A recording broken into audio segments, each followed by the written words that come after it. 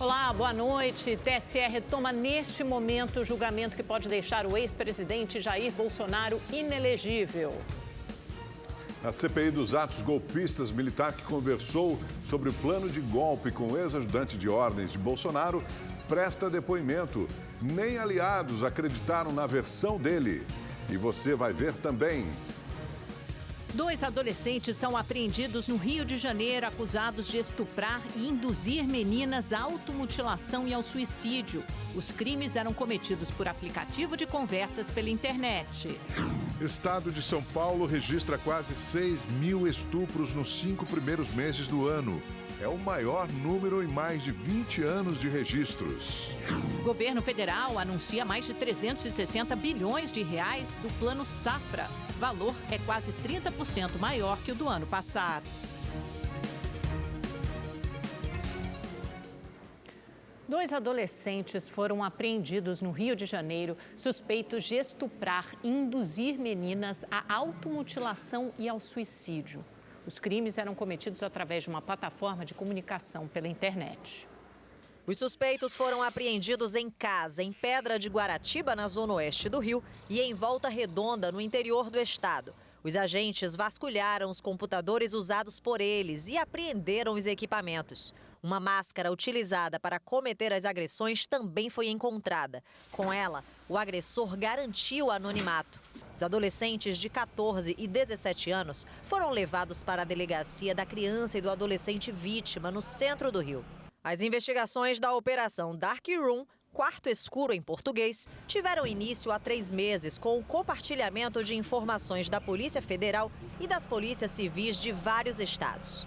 Eles são envolvidos num grupo nacional, um grupo com ramificação no Brasil inteiro, e recrutam adolescentes, crianças e adolescentes, para participar do aplicativo chamado de Discord, e vão ganhando a confiança desses crianças e adolescentes, e num dado momento eles passam a ameaçar essas vítimas, alegando que possuem conteúdo erótico e que, se não cometer lá, não agir de acordo com as ordens dos operadores do grupo, eles divulgariam esse conteúdo erótico para familiares, colégio, etc. Os agentes encontraram fotos de vítimas se automutilando e com inseticida na boca. Os criminosos também cometiam estupros virtuais, que eram transmitidos para outros integrantes do servidor. No mundo cada vez mais conectado, crianças e adolescentes têm acesso a uma infinidade de conteúdos sem sair de casa. É o que especialistas chamam de geração do quarto. Jovens mais vulneráveis a doenças emocionais e que se mantêm isolados em seus próprios quartos, muitas vezes estão sujeitos a cometerem crimes na internet ou serem vítimas deles. Que quando o menino e a menina, nesses casos, estão dentro dos quartos, eles estão sem contato com a família, sem comunicação face a face, mas eles estão com uma comunicação com o mundo através do underground das redes sociais. As famílias que cuidam, que escutam, que acolhem, tendem a ter um trabalho de prevenção para que seus filhos e suas filhas não entrem nesse processo da geração do quarto. A Discord é uma plataforma de comunicação pela internet e permite que usuários participem de bate-papo por mensagens de texto, voz e vídeo. Também é possível participar de comunidades. A mãe do adolescente de 17 anos, apontado pela polícia como um dos principais líderes do grupo, contou que comprou o computador para ele se distrair, já que o jovem, diagnosticado com depressão, pouco saía do quarto. Familiares, tanto das vítimas quanto dos autores, sequer suspeitavam que aquilo ali poderia estar acontecendo. O grande alerta que fica é de que o quarto dos nossos filhos pode não ser um lugar seguro. Tem que ficar atento o tempo todo. Em nota, a Discord diz que não tolera atividades potencialmente prejudiciais à sociedade e está comprometida em garantir que a plataforma seja um lugar seguro. Informou ainda que nos últimos meses removeu comunidades com abuso de crianças no Brasil. Mais uma pessoa foi vítima do golpe do encontro por aplicativo de relacionamento em São Paulo. Desta vez, um médico foi sequestrado e mantido em cativeiro. O prejuízo dele foi de mais de R$180 mil. Após uma denúncia anônima, equipes da Rota chegaram até a região da Vila Brasilândia, na zona norte da cidade, e conseguiram localizar a casa que servia de cativeiro para a vítima, um médico de 36 anos.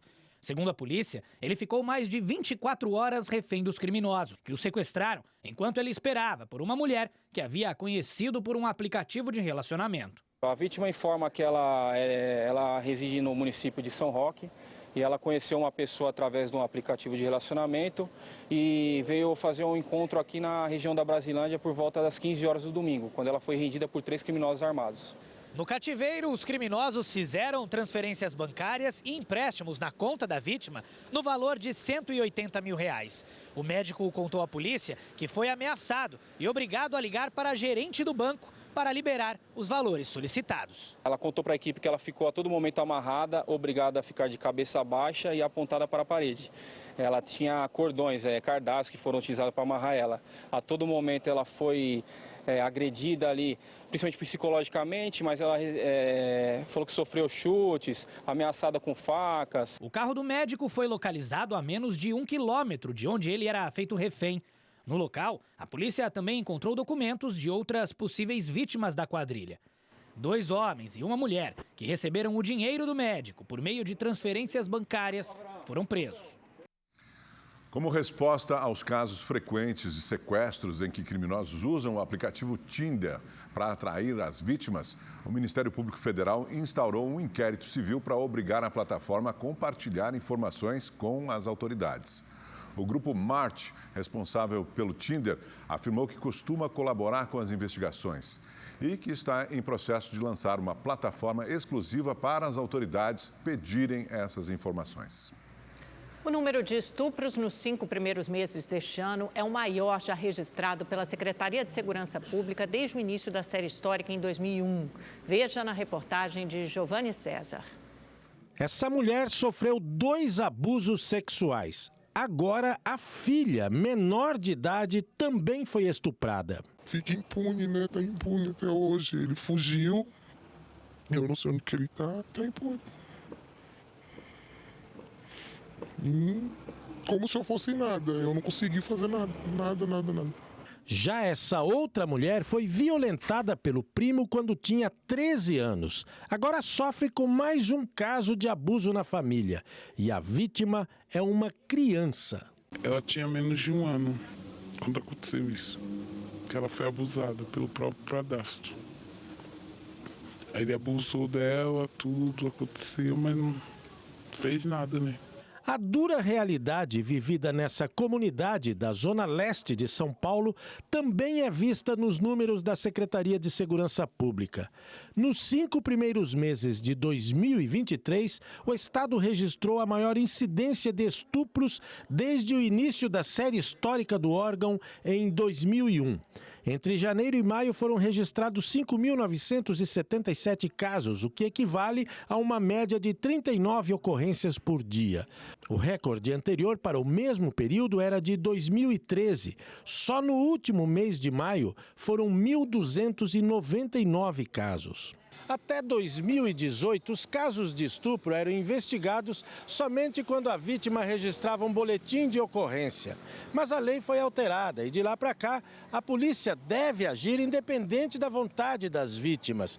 E isso acabou influenciando nos números relacionados a esse tipo de crime. Esses crimes, eles têm um índice muito alto, índices alarmantes das chamadas cifras negras, as subnotificações, crimes que ocorrem e não chegam aos conhecimentos das autoridades responsáveis para poder punir criminalmente este agressor. A delegada lembra que é preciso ter mais conscientização e uma constante divulgação de informações sobre esses crimes sexuais. O estado de São Paulo conta com 140 delegacias de defesa da mulher, sendo 11 delas com funcionamento 24 horas.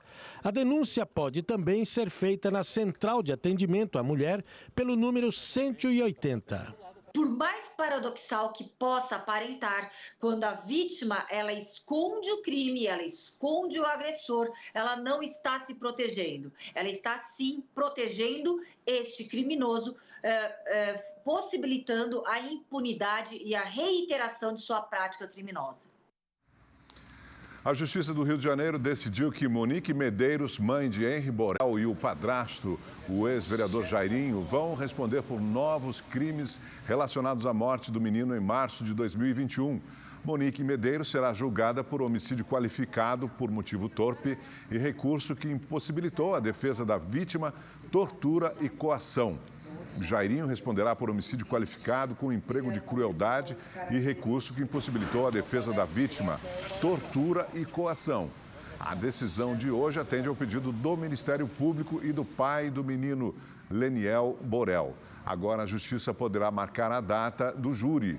Jairinho está preso preventivamente e Monique Medeiros responde em liberdade.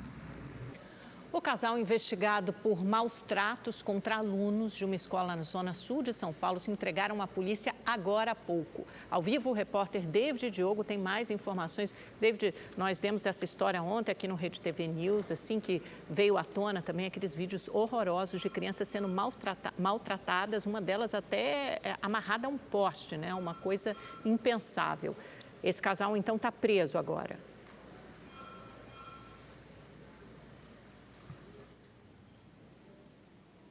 Exatamente, Amanda. Boa noite a você, ao Augusto e a todos que nos acompanham. Isso mesmo, eles estão presos agora aqui pela 6ª DP. Eduardo Mori Cauã e Andréa Carvalho Alves Moreira eram considerados foragidos pela polícia. Em depoimento, eles confirmaram o crime. Eles são acusados de maus tratos e tortura contra alunos dentro do colégio. Eduardo e Andréa devem permanecer sob custódia por cerca de 10 dias. O delegado do caso já informou que vai solicitar a conversão da prisão temporária decretada ontem pela Justiça para a preventiva. A Polícia Civil fez busca e apreensão na escola, onde recolheu documentos e imagens de câmeras de segurança. Um telefone celular também foi apreendido na casa de um familiar do casal. A defesa disse que ainda não teve acesso ao inquérito e que, por enquanto, apenas esclarece que os donos da escola negam veementemente as acusações. Augusto.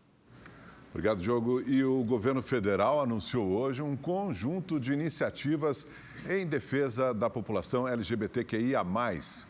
Quem conta mais sobre essas ações é a repórter Maria Ferreira, que está em Brasília e conversa com a gente agora ao vivo.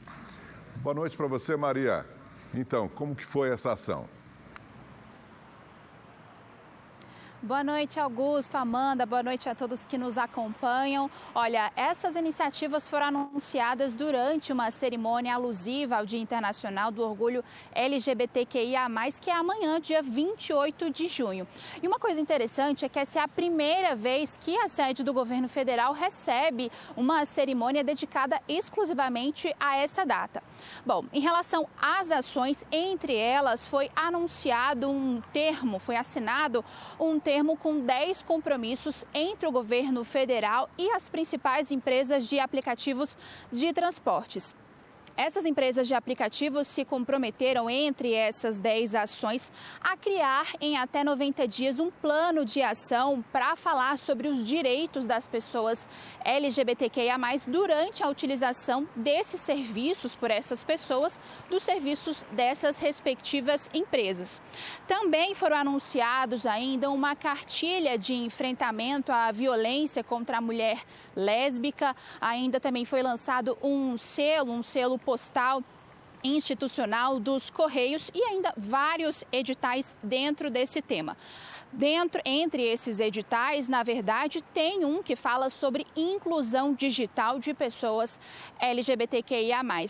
E uma coisa interessante, depois do término dessa cerimônia alusiva ao Dia do Orgulho LGBTQIA+, é que todos, inclusive os ministros que estavam presentes, Silvio Almeida, Paulo Pimenta, todas as pessoas que estavam nessa cerimônia participando, eles saíram lá do anexo 1 do Palácio do Planalto e vieram aqui para a entrada principal do Palácio do Planalto para que todos pudessem assistir e ver aqui essa iluminação do Palácio do Planalto que está toda nas cores da bandeira LGBTQIA+.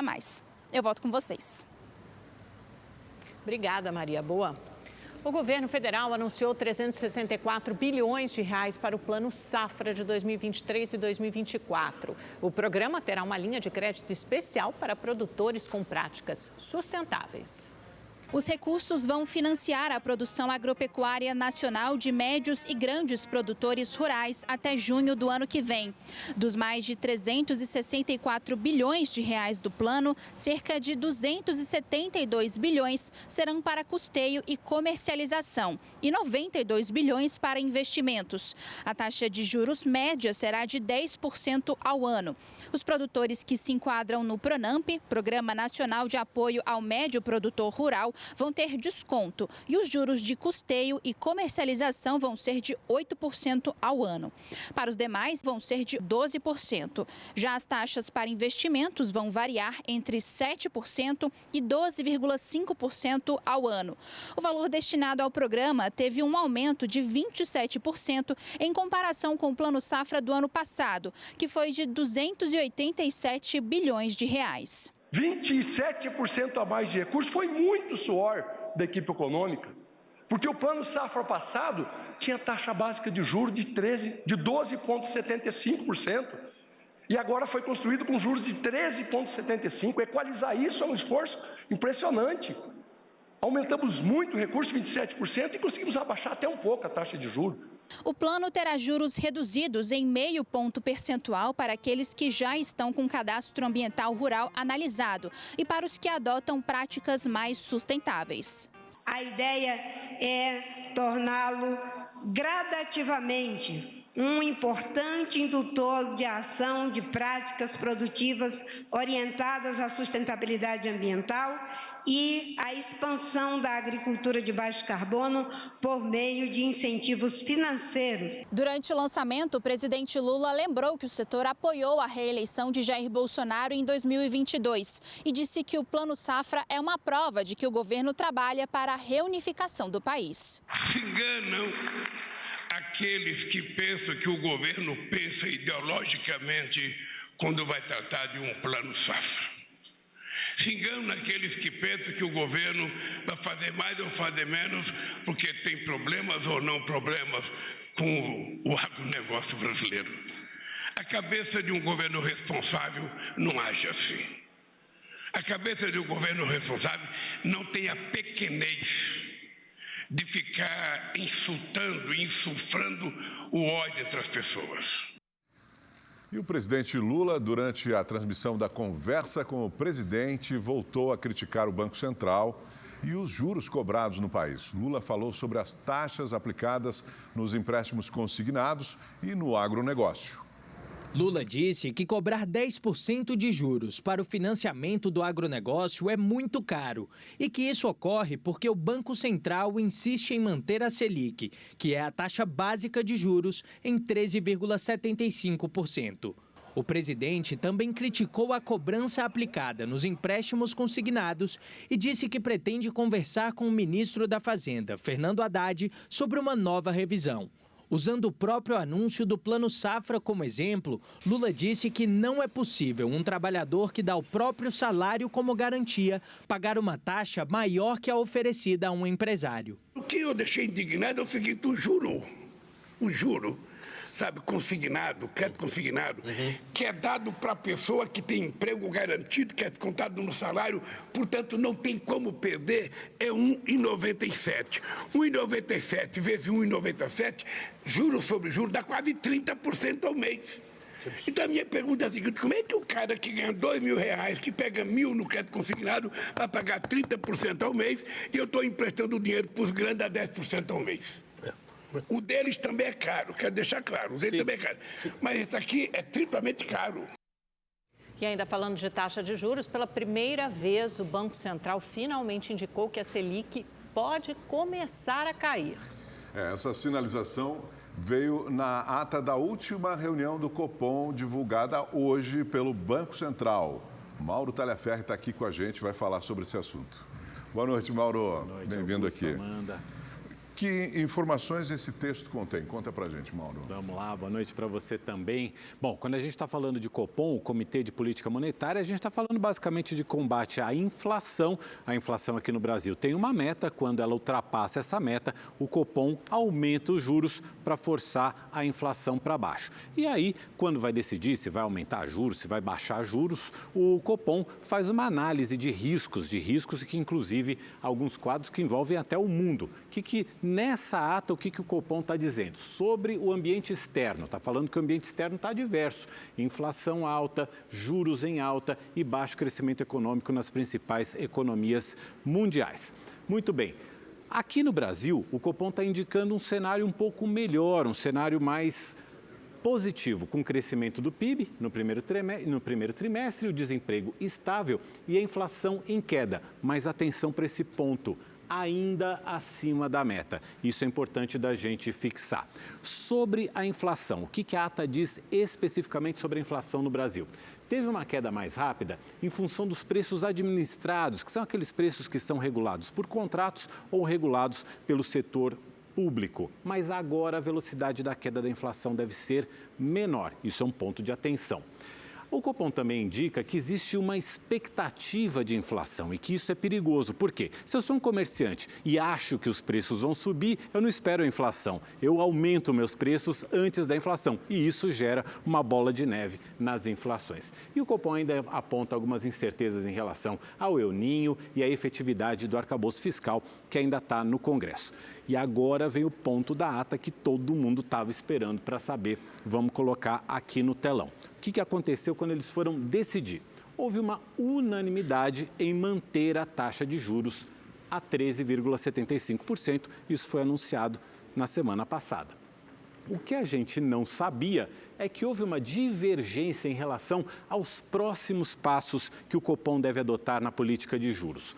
Uma minoria acha que a queda da inflação não é porque o Copom está subindo os juros, e sim porque os preços são variáveis. Existem alguns preços que são mais sujeitos a variações e nesse momento eles caíram, mas eles podem voltar a subir.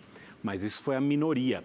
A maioria acha que a queda da inflação foi sim consequência do aumento de juros e que agora já existe um impacto sobre as expectativas e aí, abre aspas, isso pode dar a confiança necessária para iniciar um processo parcimonioso de inflexão na próxima reunião. Esse economês quer dizer o seguinte: sim, o Copom, não por unanimidade, mas por maioria, está sinalizando que a partir da próxima reunião, as taxas de juros podem começar a cair. Cair pouco, mas a cair aqui no Brasil. O economista João Savion fez para a gente uma análise do que deve vir pela frente. Corte de 25 pontos na taxa básica de juros, e esse é o cenário que a gente trabalha também no cenário base, mas ele está atrelado a dois desenvolvimentos aí mais importantes. O primeiro é a reunião do Conselho Monetário Nacional agora na quinta-feira, que vai definir ou confirmar a meta de 3% de inflação. Isso é muito importante para essas expectativas de longo prazo, e a inflação corrente, as próximas divulgações virem ou confirmarem, derem continuidade a esse processo de desinflação, principalmente dessas medidas que o Banco Central quer observar, que são as medidas subjacentes de inflação, estão mais atreladas ao ciclo econômico e que ele gostaria de ver um processo desinflacionário mais sério. Então, as análises estão convergindo para o seguinte ponto: a taxa de juros deve começar a cair lentamente ao longo dos próximos meses. Isso quer dizer que, mesmo caindo, como a queda vai ser pouca, as taxas de juros vão seguir elevadas aqui no Brasil por um bom tempo. O brasileiro pode continuar rezando, né? O resumo da história. É isso aí. Obrigada, Mauro. O presidente do Banco Central, Roberto Campos Neto, foi convidado pela Comissão de Assuntos Econômicos do Senado para explicar sobre a taxa básica de juros, que está em 13,75% ao ano. O requerimento, aprovado pela comissão, é de autoria do senador Randolfo Rodrigues, líder do governo no Congresso. Como é convite, Campos Neto não é obrigado a aceitar.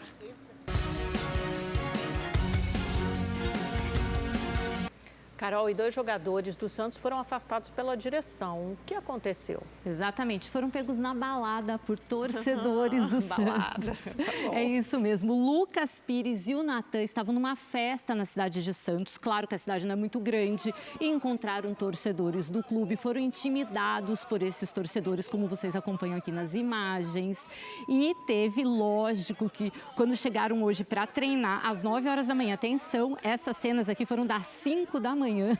Eles tinham treino no CT Rei Pelé às 9, chegaram para treinar e a diretoria afastou os meninos. Óbvio, alguma punição teria que ter, não é verdade, gente? Tomaram um gancho. Chegaram virados, né? Exatamente. As cenas são das 5 da manhã, o treino era às 9, eles compareceram ao treino, tá? A gente apurou, eles compareceram, mas eles receberam uma multa equivalente a 50% do salário e também foram afastados das atividades normais ali, estão treinando separados do elenco. É isso aí, é o preço.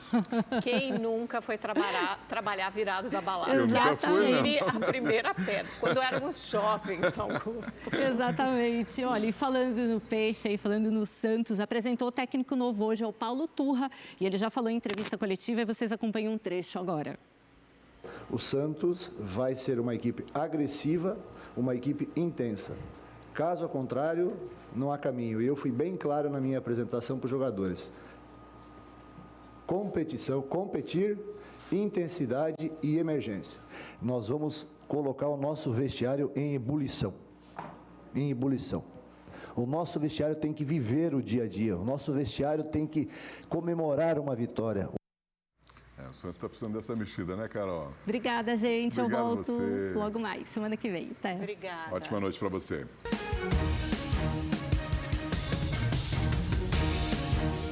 O Tribunal Superior Eleitoral retomou há pouco o julgamento que pode resultar na inelegibilidade do ex-presidente Jair Bolsonaro. Temos imagens ao vivo. Esse é o relator, ministro corregedor do Tribunal, Benedito Gonçalves, que lê o seu longo voto. E quem está na frente do TSE acompanhando tudo bem de pertinho é o repórter Igor Damasceno. Igor, boa noite para você. Essa sessão começou o quê? Há pouco mais de 1 hora, não é isso, Igor? Exatamente, Amanda. Começou há cerca de 1 hora, por volta das 7 horas e 20 minutos. Meu boa noite a você, também ao Augusto, boa noite a todos que nos acompanham. A sessão começou, como a gente viu, com o voto do relator, o ministro corregedor Benedito Gonçalves.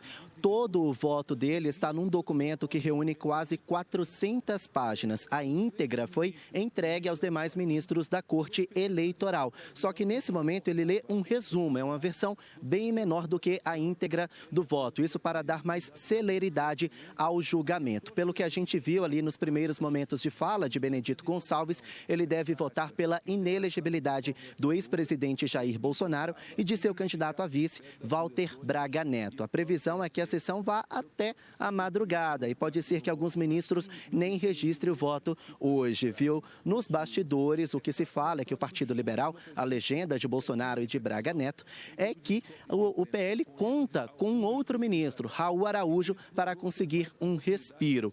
O voto de Raul Araújo vem logo depois do parecer de Benedito Gonçalves e ele é considerado um ministro mais conservador. Então pode ser que ele peça vista, ou seja, mais tempo para análise, o que levaria à suspensão do julgamento. O ex-presidente Jair Bolsonaro é investigado por supostamente cometer abuso de poder político ao atacar o processo eleitoral brasileiro sem provas numa reunião no Palácio da Alvorada com 40 embaixadores. Tudo foi transmitido pelas mídias oficiais do governo, inclusive. Esse caso foi em julho do ano passado e o PDT entrou com uma ação contra Bolsonaro por supostamente abuso de poder político aqui na Corte Eleitoral. No primeiro dia de sessão, a defesa de Bolsonaro admitiu que ele subiu o tom, mas pediu apenas o pagamento de multa como punição, já que a inelegibilidade seria severa demais. Em contrapartida, o advogado do PDT disse que a inelegibilidade é mais do que justa,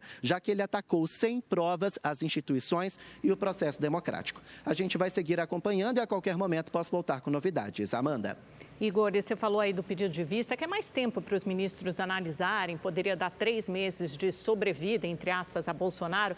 O PL tem essa expectativa, né, que alguém, ou Cássio Nunes ou Raul Araújo, peça vista. Eu fui ver isso na outra ponta, no TSE, e eles acham improvável, até porque o ministro Alexandre de Moraes, que é o presidente da Corte, falou com os ministros um a um e disse claramente, olha, essa medida protelatória para ganhar mais tempo, isso acaba deixando a Corte aí muito exposta à opinião pública, aumenta a tensão social. O ideal é que a gente termine isso na quinta-feira. Então, no TSE, eles acham improvável esse pedido de vista. Vamos ver qual dessas duas visões, a política ou a jurídica, prevalece. E eles acham também, todas as indicações são de que Bolsonaro ficará inelegível. A dúvida é o placar, se será por 5-2 ou por 6-1. Cássio Nunes é dado como voto certo a favor de Bolsonaro, a dúvida é sobre Raul Araújo, mas hoje a maioria das apostas é no 6-1 que Cássio Nunes fica isolado. Mas vamos acompanhar, porque esse voto vai ser muito longo, tem gente que acha que nem o voto do ministro relator vai terminar hoje. Pode levar cerca de 6 horas, poderia haver, em última instância, uma reunião extraordinária, uma convocação extraordinária de outra sessão do TSE amanhã, ou então ir para quinta-feira. Muitas emoções, Igor. Será uma noite longa aí para nós, jornalistas. Boa noite, obrigada. E a CPMI, que investiga os atos antidemocráticos de 8 de janeiro, ouviu o coronel do Exército Jean Lawande. O militar trocou mensagens em tom golpistas com Mauro Cid, ex-ajudante de ordens do ex-presidente Jair Bolsonaro. O coronel Jean Lawande Júnior teve de comparecer à CPMI por decisão da ministra Carmen Lúcia, do Supremo Tribunal Federal. Ele poderia ficar em silêncio para não se incriminar, mas decidiu responder às perguntas. Sobre a defesa de um golpe de Estado para impedir a posse do presidente Lula, o militar afirmou que apenas sugeriu que Bolsonaro se manifestasse para apaziguar a polarização do país. Em nenhum momento eu atentei contra a democracia brasileira. Em nenhum momento eu quis quebrar, destituir, agredir qualquer uma das instituições. Mas a resposta não convenceu a relatora Elisiane Gama. Claramente, ele tentou desviar o foco e não confirmou o bojo de informações que a gente, na verdade, já tinha conhecimento. Nem aliados de Bolsonaro ficaram satisfeitos com o que ouviram. Até quando eu perguntei, ele meio que esquivou também. Eu até falo isso com ele, você está gaguejando, porque ele errou. Né?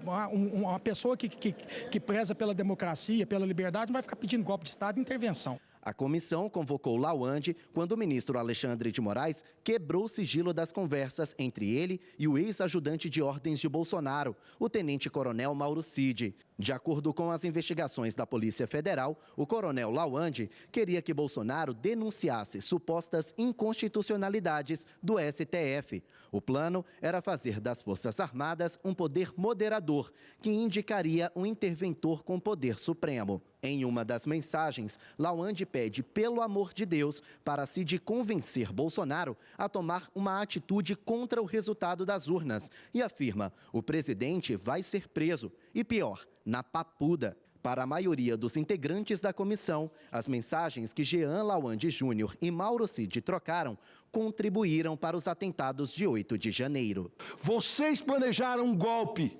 Vocês são o lixo que destroem a imagem dessa instituição, Exército e Forças Armadas do Brasil. Normalmente, militares depõem fardados, mas foi justamente para não ter a imagem das Forças Armadas associada a esse episódio que Jean Lawande não utilizou farda. Nos bastidores, assessores do comandante do Exército afirmaram que o militar foi orientado sobre isso pela própria instituição. No depoimento, o coronel pediu desculpas ao Exército por causa das polêmicas que as mensagens provocaram. Para Kennedy Alencar, a CPMI não pode aceitar o que ouviu do coronel Jean Lawande Júnior. O coronel Jean Lawande Júnior mentiu à CPI dos atos golpistas. Ele disse que foi infeliz ao trocar mensagens com o tenente-coronel Mauro Cid, que foi ajudante de ordens do então presidente Jair Bolsonaro. Nas mensagens, Lawande Júnior pediu a Mauro Cid que convencesse Bolsonaro a dar um golpe de Estado. Vamos relembrar o que disse o coronel Lawande Júnior. Cid, pelo amor de Deus, o homem tem que dar a ordem. Se a cúpula do Exército Brasileiro não está com ele, da divisão para baixo está. Acessore e dê-lhe coragem.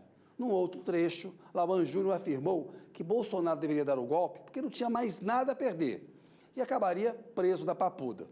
Ao mentir à CPI, Lauan Júnior comete crime de falso testemunho. Ele tenta negar o que diz porque tem medo da prisão. Se a CPI aceitar um depoimento mentiroso como esse e deixar passar batido, melhor encerrar logo os trabalhos e deixar a cargo da Polícia Federal e da Justiça as investigações sobre a tentativa de golpe de 8 de janeiro.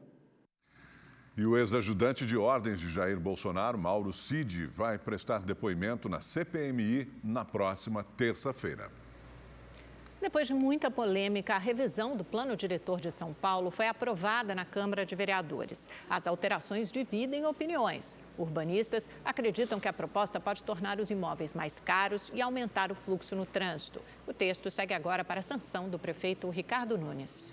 É o plano diretor que determina a ocupação do solo, de áreas que podem ser construídas e que devem ser preservadas. Um dos principais pontos discutidos foi a verticalização da cidade. Com a nova lei, fica permitida a instalação de prédios maiores, em torre única, num raio de 700 metros de distância de estações. Atualmente, o limite é de 600 metros.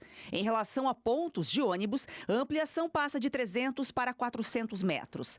Na prática, significa mais gente num espaço menor. Segundo urbanistas, a construção de prédios mais altos e com garagem próxima a estações de metrô e corredores de ônibus beneficia as rendas mais altas e privilegia o uso de carro. Já quem usa e gostaria de morar perto do transporte público fica cada vez mais distante.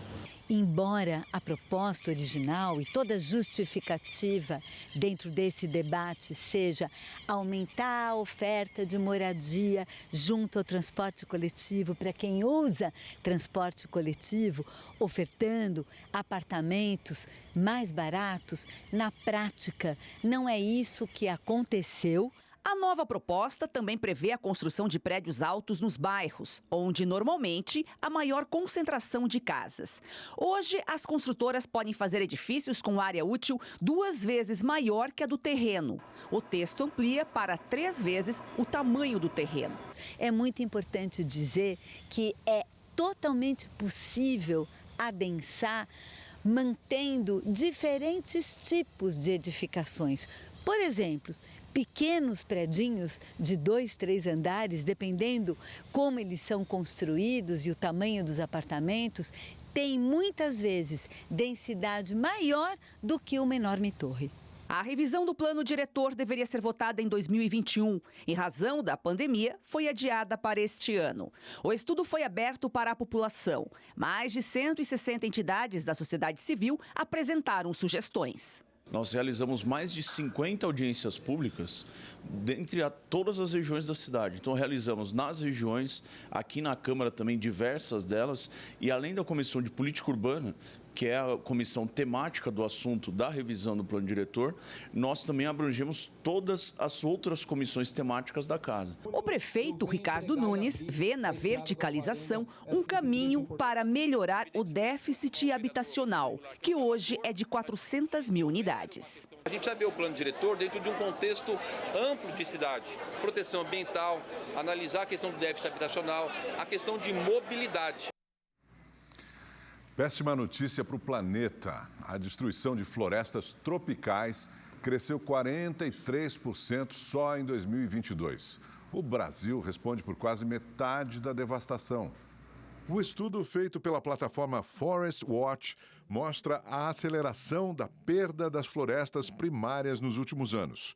Mais de 4 milhões de hectares de florestas foram destruídos, uma área equivalente à do estado do Espírito Santo.